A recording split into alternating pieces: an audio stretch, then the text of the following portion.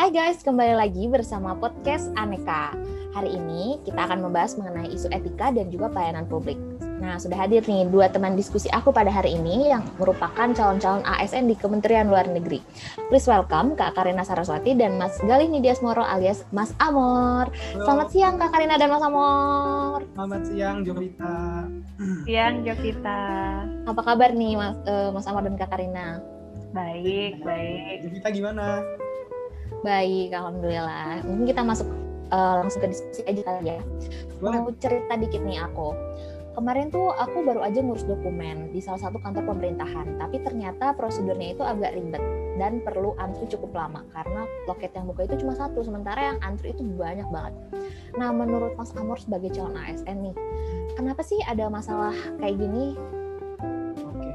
Oke, Bella, aku bantu jawab ya. Jadi kalau untuk masalah atau isu pelayanan publik ini kita bisa lihat nih ada dua sumber masalah utama yang menjadi perhatian. Yang pertama adalah banyaknya regulasi atau peraturan di dalam birokrasi pemerintah itu sendiri. Nah, birokrasi dan peraturan yang banyak ini menciptakan kompleksitas. Jadi tentu pelayanan publik itu bisa menjadi terhambat. Nah, yang kedua adalah dari sumber daya manusianya. Hal ini menurut aku pribadi ini hal yang sangat krusial ya. Kenapa? Karena memang seharusnya nilai-nilai dasar yang yang menunjukkan tindakan-tindakan atau perilaku yang baik itu harusnya ditanamkan betul di dalam sumber daya manusianya. Nah, salah satu nilai dasar yang menurut aku penting banget dikaji itu sebenarnya etika publik sih. Nah, karena kan kita konteksnya berbicara mengenai pelayanan publik. Iya, betul. Nah, kalau menurut Kak Karina mungkin kali ya, apa sih etika publik itu? Oke, etika publik ya. Aku coba jawab ya. Kalau secara definisi sih, etika publik itu adalah sebuah refleksi tentang standar dan norma yang menentukan baik buruknya, benar salahnya perilaku, tindakan, dan keputusan yang kedepannya untuk mengarahkan kebijakan publik dalam rangka menjalankan tanggung jawab pelayanan publik. Nah, kita semua ini, baik aku, Jovita, dan Amor kan kita calon-calon ASN nih. Pasti kedepannya kita akan memberikan pelayanan publik yang baik kan dan berkualitas. Nah, untuk mencapai hal tersebut pasti ada standar-standar, prosedur yang harus kita lakukan juga kan. Nah, untuk bisa melakukan hal-hal tersebut, menurut aku ASN tuh tentunya haruslah menginternalisasikan nilai-nilai dasar dari etika publik tadi gitu. Oh iya, aku tahu tuh. Itu yang ada di Undang-Undang Nomor 5 Tahun 2014 tentang ASN kan ya. Nah, kalau menurut Kak Karina mungkin kali ya, apa aja sih nilai-nilai etika publik yang harus diterapkan oleh para ASN? Oke, nilai-nilai dasar etika publik ya. Sebenarnya kalau tentang nilai-nilai dasar etika publik itu juga sudah diatur di perundangan loh, seperti yang tadi disebut oleh Jovita tuh, Undang-Undang Nomor 5 Tahun 2014 tentang Aparatur Sipil Negara atau ASN. Nah, di situ tuh dijelaskan tentang nilai-nilai dasar ASN, yaitu aneka, akuntabilitas, nasionalisme, etika publik, komitmen mutu, dan anti korupsi.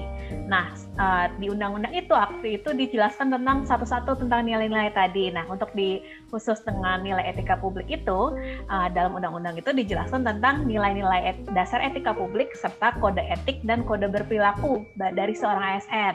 Jadi semua tuh diatur kita sebagai seorang ASN ya, gitu. Nah, untuk nilai-nilai dasar etika publik itu apa aja? Seingat aku sih ada 15 ya. Mungkin nanti Mas Amor bisa nambahin kalau aku nggak ingat semua nih gitu. Coba aku sebutin ya. Yang pertama itu memegang teguh ideologi Pancasila. Yang kedua itu setia mempertahankan Undang-Undang Dasar 1945 serta pemerintahan yang sah. Kemudian 3 itu kita mengabdi kepada negara dan rakyat Indonesia. Yang keempat, menjalankan tugas secara profesional dan tidak berpihak. Yang kelima itu membuat keputusan berdasarkan prinsip keahlian. Yang keenam itu menciptakan lingkungan kerja yang non-diskriminatif. Yang ketujuh, memelihara dan menjunjung tinggi standar etika yang luhur. Yang kedelapan itu mempertanggungjawabkan tindakan dan kinerjanya kepada publik. Apalagi ya, mungkin Mas Amor bisa nambahin, Mas? Bisa. Tadi Mbak Karina udah nyebutin 8 ya Jovita ya. Aku nambahin 7 lagi nih karena kan memang ada 15 nilai-nilai dasar etika publik.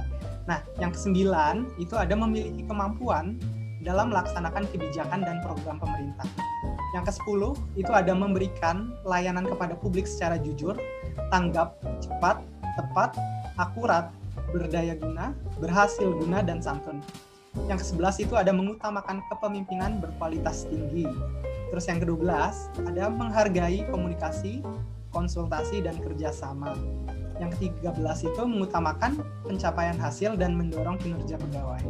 Kemudian yang ke-14 itu ada mendorong kesetaraan dalam pekerjaan.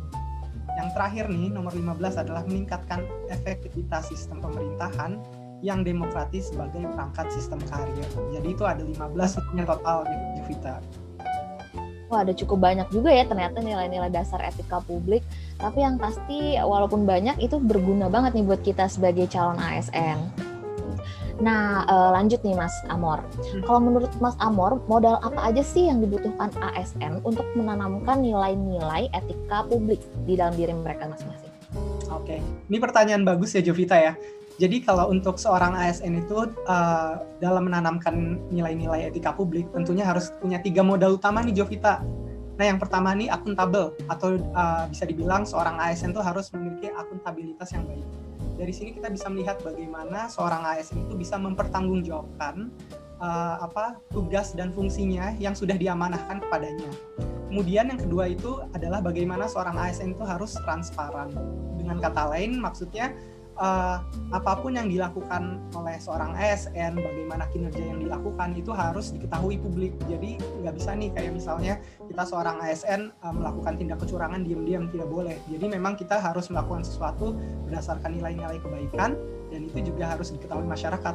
Karena kan tujuan dari pelayanan publik adalah menerima kepercayaan dari masyarakat seperti itu. Dan yang ketiga ini nggak kalah penting nih Jovita. Yaitu seorang ASN tuh harus memiliki netralitas atau harus bersikap netral karena kan kita tahu ya orang Indonesia itu kan beragam suku, ras, agama. Nah kita harus bersikap adil kepada semua orang nih Jovita. Jadi 3 modal itu yang harus dimiliki seorang ASN sih seperti itu. Baik. Berarti dengan adanya modal-modal tersebut harus ada perubahan mindset kali ya di antara para ASN. Misalkan dari sosok penguasa menjadi pelayan publik, lalu pandangan terhadap wewenang menjadi sebuah peranan gitu, atau jabatan menjadi sebuah amanah. Nah, setuju nggak nih menurut Kak Karina dan Mas Amor? Setuju banget. Nah, kalau aku lihat sekarang ini kan pemerintah lagi berfokus ke reformasi birokrasi ya. Apa aja sih area-area yang menjadi perhatian dalam reformasi birokrasi ini? Area ya. Mungkin aku dulu kali ya, Mas. Boleh. Ya, aku dulu ya. Oke. Jadi kalau untuk area-area, seingat aku sih sebenarnya ada 8 area perubahan reformasi birokrasi yang sedang dicanangkan oleh pemerintah kita nih, atau sedang berlangsung lah setidaknya. Jadi yang aku lihat itu mungkin intermezzo sedikit, perubahan reformasi birokrasi ini adalah ada penataan, kemudian juga ada ya perampingan dari sesuatu yang sangat kompleks menjadi lebih seamless, lebih lancar untuk digunakan. Jadi di sini kita lihat sebenarnya kalau aku lihat salah satu tujuan utama dari perubahan reformasi birokrasi ini adalah mengubah tadi yang ASN itu kita dipenuhi dengan tugas-tugas administrasi dan tidak optimal pelayanan publiknya. Jadi lebih optimal pelayanan publiknya dan administrasinya itu bisa dilakukan dengan gampang begitu aja. Jadi tadi untuk kembali ke pertanyaan Jovita, dengan 8 area perubahan reformasi birokrasi itu ada pertama itu manajemen perubahan, kemudian penataan peraturan perundang-undangan, yang ketiga itu penataan dan penguatan organisasi, yang keempat itu penguatan tata laksana ya kalau nggak salah. Mungkin Mas Amor bisa lanjutin Mas? Ya, aku nambahin 4 juga nih kayak Mbak Karina. Jadi kalau untuk area perubahan reformasi birokrasi itu yang kelima itu ada penataan sistem manajemen. Memang kita harus memperbaiki tata kelola sumber daya manusianya. Kemudian ada juga penguatan akuntabilitas. Nah seperti yang udah aku bilang tadi, kalau seorang ASN itu harus punya modal akuntabilitas yang baik. Nah, ini juga menjadi salah satu area perubahan reformasi birokrasi. Nah, kemudian ada juga nih namanya penguatan pengawasan. Jadi memang kalau untuk di birokrasi pemerintah, apapun yang dilakukan oleh seorang pelaksana atau ASN itu tentu harus dikontrol dan dievaluasi gitu, Pak. Dan yang terakhir tentu ini sangat krusial, yaitu peningkatan pelayanan publik, karena memang tujuan dari pelayanan masyarakat itu kan bagaimana kita bisa melayani publik dengan baik. Nah, di sini kalau kita lihat sendiri keadaan sekarang sudah banyak pengembangan atau perubahan yang dilakukan pemerintah. Ini adalah merupakan semacam upaya-upaya lah ya.